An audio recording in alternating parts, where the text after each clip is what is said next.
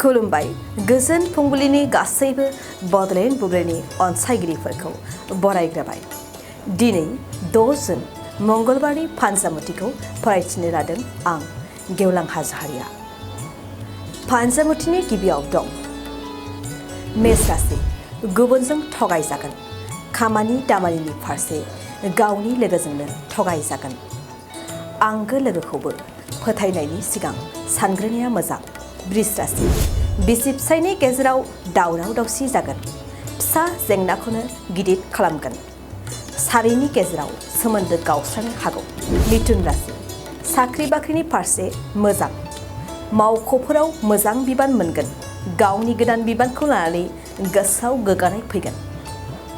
कर्कट राशि मोजां सान। बेफार फालांगिनि फारसे गोबां रां आरजिनो हागोन। दिनै नोंथाङा जायखिजाया फालांगिजोंनो रां खामायनो हागोन।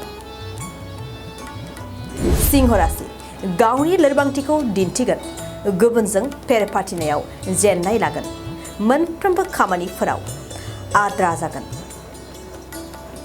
कन्या राशि नोंथांनि जायखिजाया खामानियावनो नखरा हेंथा होगोन। आंगो लोगोआबो नोंथांनि गोदान थांखिखौ हेंथा होगोन। तुला राशि गोसोआव गोहो बोलो फैगोन। गावनि गोहो बोलोखौ गुबुननि सिगाङाव दिन्थिनो सानगोन। साननायफोरा गिदिर जागोन।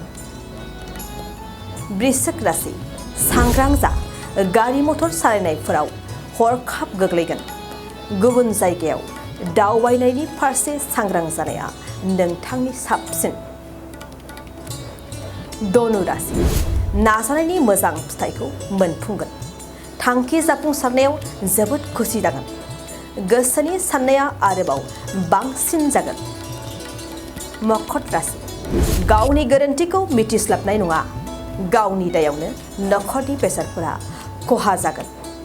मुवा बेसादफोरा बाहायनायनि फारसे सांग्रां जा। कुम्भ राशि दिनै रंजानायनि गेजेरजों नोंथाङा समखौ बारहोहरगोन। हरखाब मोजां खौरां खोनानानै गोसोनि खुसिया लाथ्र'नो हायै जागोन। मीन राशि साननायफोरा उदां जागोन। हरखाब मोजां खामानि मोनफुंगोन। गोसोनि साननाय हनाय रंजानायखौ गुबुननो दिन्थिगोन। दिनै सानसेनि राशि फरायथिनायाबो एसेनोसै। आसा खालामो नोंथांनि दिननि साना मोजाङै मोजां थांगोन। बेखौ बडलेण्ड बुब्लि नखरनिफ्राय मिजिंथिबाय। गोजोन्थों।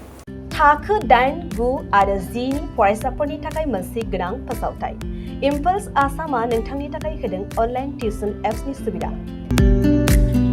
बर' आरो एसामिस मोन्नैबो बिजोंनि 8, 9 आरो 10 थाखोनि बिगियान, सानखान्थि आरो इंराजि आयदायाव अनलाइन टिउसननि सुबिदाखौ होगोन। मोनफ्रोमबो आयदायाव दान मोनसेनि फिसआ 250 रांल' जागोन। 12 दाननि थाखाय फरायसानि अनलाइन टिउसनआ सोलिगोन। इम्पल्स आसाम अनलाइन टिउसन एपआव live class, online test, online assignment आरो डाउट क्लियारिं सेसननि सुबिदा मोननो हागोन। इम्पल्स आसाम अनलाइन टिउसन एपआव रोंगौथि गोनां एक्सपिरियेन्स फोरोंगिरिफ्रासो फोरोंगोन। गोसो गुदुं फरायसाफ्रा गाव गावनि मबाइलाव गुगल प्ले स्ट'रनिफ्राय इम्पल्स आसाम एपखौ डाउनल'ड खालामनो हागोन। लोगोसेयैनो 8099334099 जानबुं अनजिमायाव थोंजोङै जगाजग खालामनो हागोन।